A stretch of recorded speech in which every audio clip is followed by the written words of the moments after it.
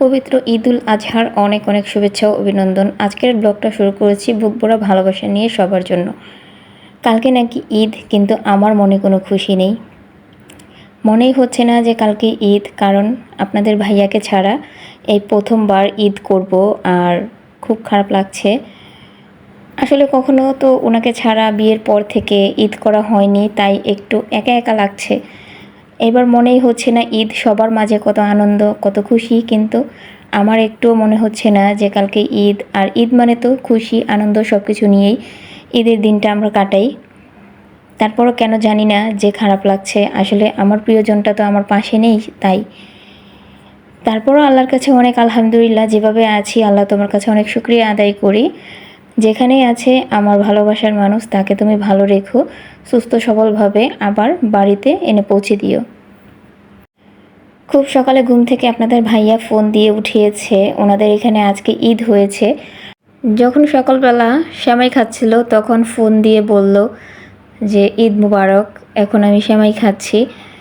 তো তখন যে ঘুম ভেঙেছে, আর একটুও ঘুম হয়নি। আর কালকে রাতেও সানান খুব ডিস্টার্ব করছিল, ঘুমাতে পারিনি, কারণ ওকে হাটে নিয়ে যায়নি গরু কিনতে, তাই খুব জ্বালাচ্ছিল। আর এই যে এখন একটু বের হলাম গরুকে দেখার জন্য, আর অনেকটা সময় ধরে দেখছিলাম, সকাল থেকে কোনো কিছুই খাচ্ছিল না, দাঁড়িয়েছিল।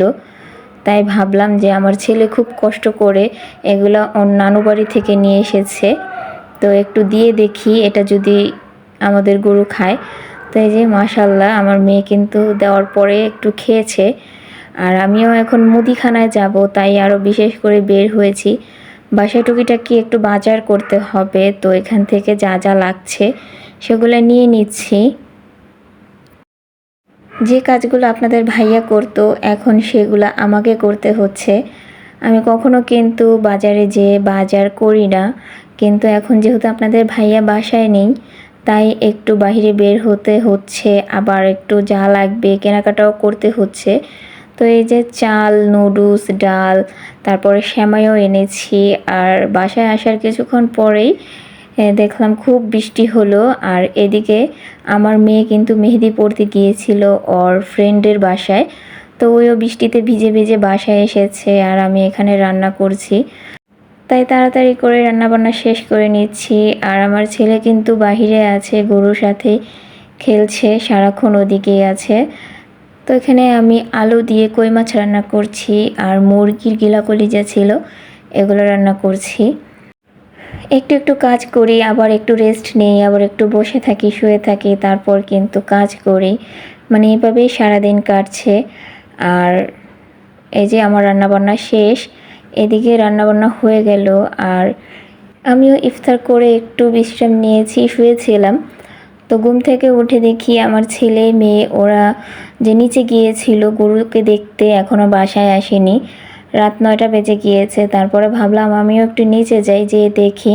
তো এখানে এসে দেখলাম আর শুনলাম আমার ছেলে নাকি ওর দাদার সাথে দোকানে গিয়েছে। তারপরে আমিও ওর দাদা বাড়িতে একটু ওখানে ছিলাম। ওখানে থেকে আসার সময় যে আমাদের এখানে কিন্তু অনেক বড় বড় কয়েকটা গরু আনা হয়েছে, আর গরুগুলো খুব সুন্দর মাশাল্লাহ। আর এই যে আপনাদের ভাইয়াও কিন্তু দোকানের স্টাফের কাছে আমাদের জন্য সেমাই পাঠিয়েছে। আমি কিন্তু সকালে লম্বা সেমাই এনেছিলাম, তারপরও কিন্তু উনি ফোন দিয়ে বলে দিয়েছে, আর এই যে সেমাই কিনে পাঠিয়ে দিয়েছে। দূরে থাকা সত্ত্বেও আপনাদের ভাইয়া খুব টেনশন করে আমাদের জন্য, যে আমরা এখানে কি করি, ভালো মতো আছি কি না।